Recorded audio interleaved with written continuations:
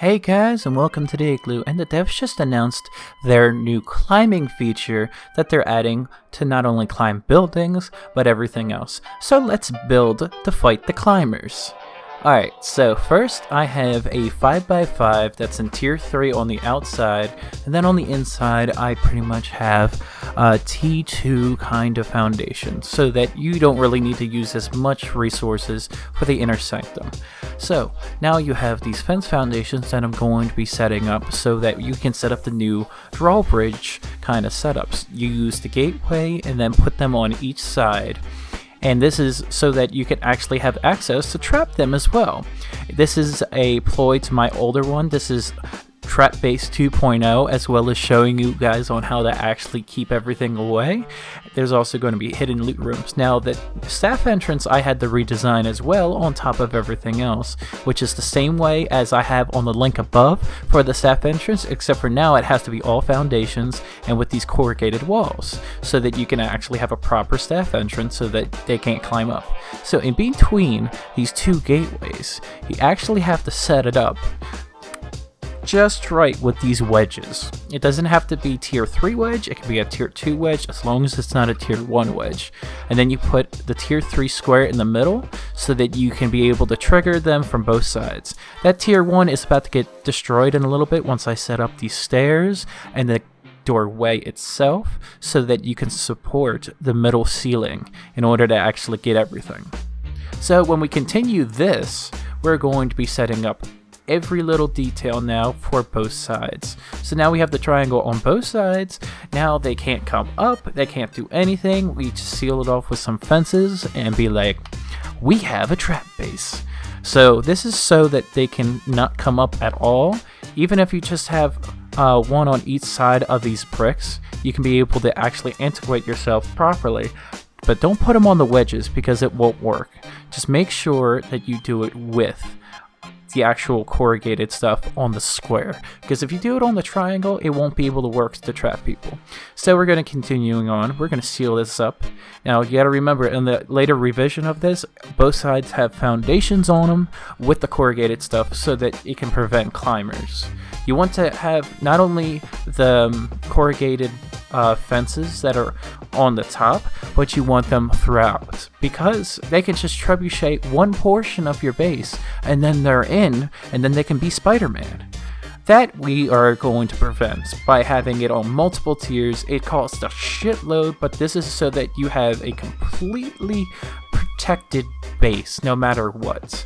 And it's just completely insane on the amount of resources that you need to have proper protection on multiple tiers. But what I would recommend is that you make one layer on a pillar so that they cannot climb the pillar. Then you make another layer on the very top, and then you fill the layers in the middle so that it can become the easiest for you to dismantle and also the easiest for your resource economy initially. So once you have the rest of this and you have the foundation sealing off, you want to make sure that you have everything sealed off on every single side whatsoever. So now I'm checking to see about the holes for the gateways so that you can do quick access drops. Makes it super easy, but the raiders can't boost up. I've tested this, I've confirmed it. It's pretty golden. Now, you want to seal up the rest of this with tier 2 or tier 3 foundations, depending on how rich you are in your server on before the wipe, or if you are on official servers, how determined you are. But first, you're gonna have to have everything surrounded on probably maybe 1 to 2 high so that they can't boost over the actual corrugated walls themselves. And then you have to keep going higher and higher and higher so that raiders are going to be profuse, because now raiding with raid towers is going to be a thing. Pretty much they make a raid tower and then they aim for the side of your base and they Spider-Man. So in order to prevent that, you have to have every single layer possible you can in order to prevent Spider-Manning.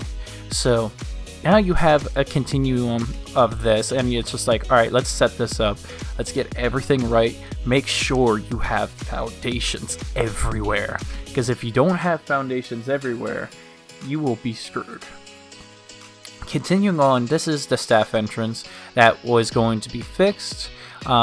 these staff entrances will not work on the new update, so please put foundations, corrugated walls, and then do the shelf entrance like I listed prior, because it'll make everything so much easier by the time you are getting everything done, especially with the 2 drawbridges on both sides. It becomes a very easy and simple technique to trap people in there. So we are going to be continuing on with the layering on the inside. Now the reason why I'm using frames instead of actual foundations for this is that this is your first portion, like I specified in the other trap based video, where it's going to help you tremendously with, let's see, so that they have to ore braid your base. So you want to make sure that they ore braid your base instead of just doing bombs, because bombs right now are cheap. Especially for a group that's anywhere from 5 to 6, bombs can be extremely cheap. One person can be off on each task, and they would have easily 100 plus bombs. So you are trying to prevent them from that, so the only other way for them to actually get anything done is foundation wiping. So now I'm layering the top, just in case for anybody that is going to be raiding, and normally what you would do is that you would seal off the top completely until you are done. Now these triangles are so that you can actually get all access, and you got to make sure the corrugation is on both sides so that you do not get raided from above and then they can't climb out. You want to make sure that none of these people can climb out if they try to even attempt to climb in. So that's the whole first portion and iteration of the base. So now it is the final touches, which is adding all the interior design and everything else like that. Again, you want to make sure that there's only one way up your base. Now you can make your base unraidable if you are on an official server, but servers that have rules, like the servers that I play on because they are private servers, need to have a way to raid and a way to enter with matching foundations, ceilings, or what have you. So again, they got to make sure that the raider is creative enough in order to raid your bases. Now, with saying this, now you have to line these sides with fences so that they can't climb up this way. Now, you can climb up on the roofs, but you will take damage from the fences on both sides while you are having every kind of iteration jump that's happening. So now we have our floor plane for our first, second, and third story. You can add a bunch of multiple doors onto your staff entrance so that if they do come up because of the new building raiding techniques, they have to blow through multitude of doors. So now you have your front door, which is easily accessible. You have all the other corrugation. You have everything that you're setting up. Now it is time to interior decorate and continue. Now I like having my armor's bench on the first door, so that'll be the first thing that they break. So if they come through the first door and start operating and get all through every single iteration, it just makes it so much easier for them as a dinner bell to pretty much just poke them through the wall with your tridents to get them out of there, because they're going to be able to be stuck in a 3x1 to every single point. Now you want to do the same kind of layering with the doors on the upper portion as well as the lower portion. The reason why I say this is that so that you can have two different ways for them to try and raid.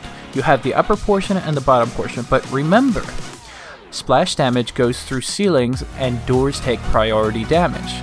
If you don't remember that, you get screwed very, very easily. So here's the next portion of the base. The next portion is when you're actually setting up every single aspect is the beds. Now the best portion of this is the biofold beds. These foldable beds are space savers for these small bases. They can fit a 1x1 and a pathway on one side. Very important. If you don't know that, you get screwed. Now, again, you gotta make sure that you have a good amount of stuff at the very bottom as a trap. Maybe fill them with some other things, maybe put a tier 2 thrall down there or something. You can actually use that area at the bottom as production. But again, you want to be able to bring up all your loot anyway in the first place, because if you don't bring up your loot in the first place, you get screwed completely. So this is where I show my armor's bench. I would put any kind of thrall, I would not care right there.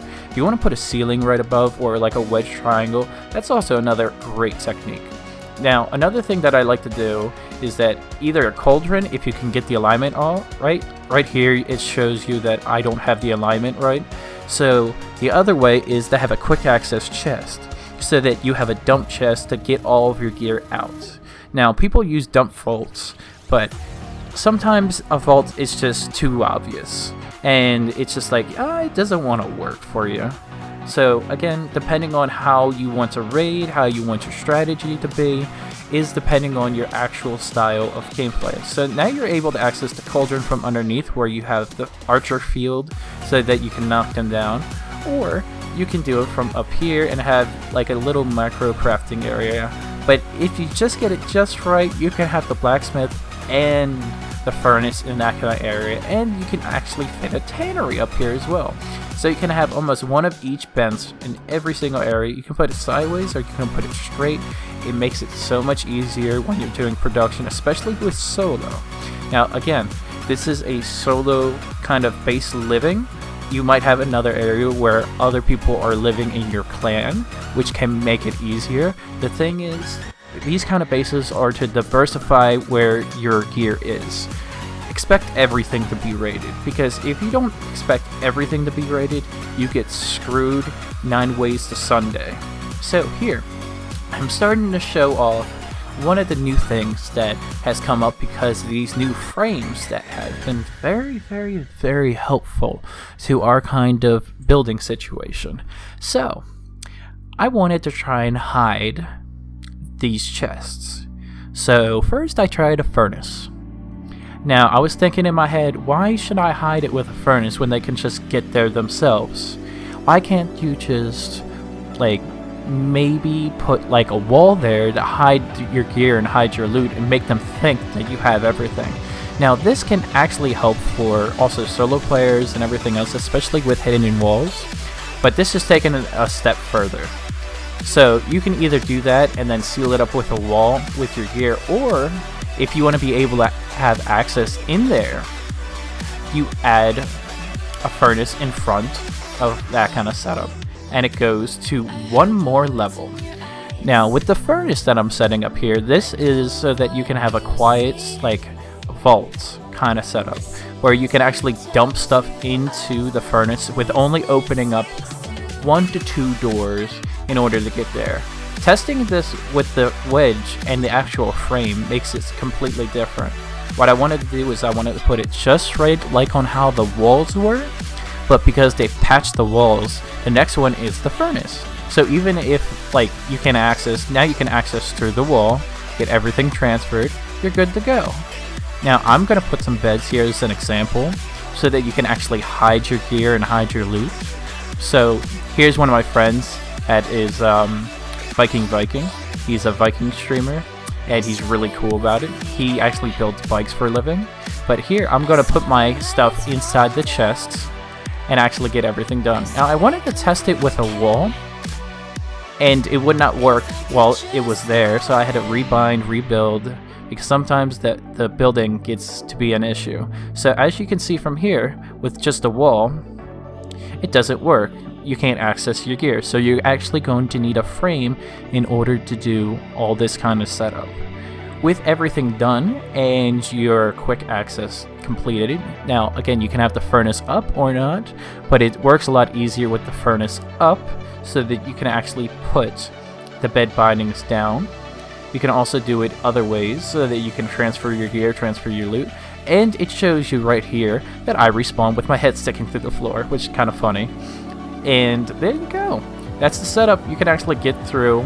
There's also the other way where you can actually put a temporary bed on the inside as well, and it makes it so much easier when you're trying to store your loot going back and forth. So at the end of the day, you want to put a furnace up or something else like that so that he'll be like, what the fuck, how did they get even in there? They sealed it up tighter like Fort Knox. So this is just one of the ways that you can actually seal your stuff up, become everything's good. You can actually do this as a quick access, but you will have to need always a bunch of rawhide bedrolls. Now, this also works through the wall with a chest. You can actually store your loot through the chest. Now here's the new kind of god setup, and this is the loadout for you guys. If you guys like this kind of content, please like, subscribe, and comment to this, because this took about 3 days to actually figure out a way to become and protect against climbers raiding, and other things. So have a good one, everybody.